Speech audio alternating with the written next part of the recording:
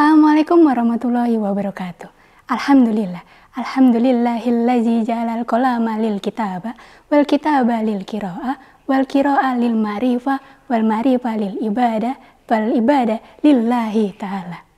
Puji syukur kehadirat the King of the King, the Lord of the world, and the creator of everything in this universe is Allah subhanahu wa ta'ala.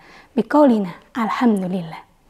Salawat beriringkan salam selalu tercurahkan kepada sang proklamator kemerdekaan yang terkenal dengan sistem dakwah yang mengajak bukan mengejek, yang merangkul bukan memukul, yang mengkafarkan Islam bukan yang mengkafirkan Islam. Siapa lagi kalau bukan Nabi kita, Nabi Muhammad SAW. Hadirin hadirat rahimakumullah.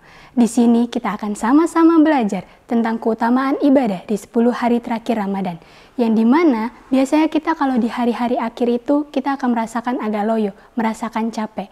Maka dari itu Allah subhanahu wa ta'ala memancing kita semua melalui Rasulullah. Bahwasanya di hari Ramadan adalah bulan yang sangat istimewa di antara 12 bulan. Dan di dalam Ramadan juga masih ada 10 hari terakhir yang lebih istimewa lagi. Bahkan Nabi dalam beribadah pun kondisinya dalam Ramadan berbeda jauh daripada luar Ramadan. Dan di dalam 10 hari terakhirnya juga berbeda jauh daripada 20 awal di bulan Ramadan. Kenapa bisa seperti itu?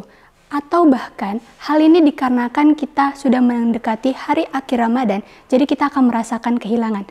Atau bahkan hal ini memang ada pengampunan dari Allah Subhanahu wa ta'ala.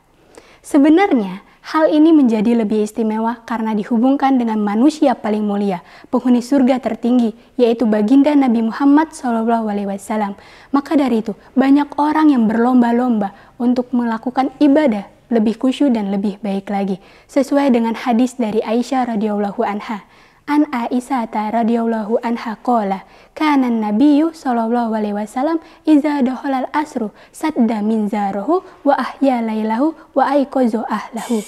Yang artinya dari Aisyah radhiyallahu anha dia berkata, apabila Nabi Muhammad SAW memasuki 10 hari terakhir di bulan Ramadan, beliau mengencangkan sarungnya, menghidupkan malam-malam tersebut dan membangunkan keluarganya untuk beribadah. Hadis sahih riwayat Bukhari dan Muslim. Dalam hadis ini, yang pertama tadi ada sadda min zarahu, yang artinya mengencangkan sarungnya.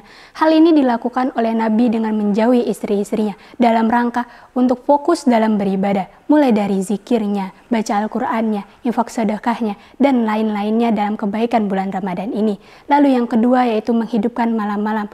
Hal ini juga bukan hanya semata-mata sholat malam, tetapi dilakukan secara umum dan lebih meningkatkan lagi dari malam sebelumnya. Bahkan kondisi Nabi dalam sholat malam ini dengan menggunakan kesungguhan hati dan melibatkan kerabat, sahabat, dan keluarganya. Sesuai dengan wa'iqozo ahlahu, yaitu membangunkan keluarganya. Hal ini juga sebagai kita bentuk perhatian kita terhadap keluarga kita agar tidak kehilangan kesempatan di 10 hari terakhir di bulan Ramadan ini. Nabi juga mengajarkan kita beritikaf. Apa itu itikaf? Itikaf adalah menetap diri di masjid, yang artinya kita akan mendekatkan diri kita sedekat-dekatnya dengan Allah Subhanahu wa ta'ala. Dalam hadis ini, kalaupun kita belum bisa dan mampu, kita bisa mulai dari habis Isya sampai jam 12 malam, ataupun kita mulai dari jam 2 sampai pagi. Yang terpenting adalah, jangan sampai kita tidak menghidupkan malam-malam di bulan Ramadan, terkhususnya di 10 hari terakhir di bulan Ramadan. Dalam hadis ini juga, bahkan sosok Nabi Muhammad SAW yang sudah terjamin masuk surga oleh Allah Subhanahu wa ta'ala, bahkan lebih giat lagi dalam beribadah demi meraih ridhonya.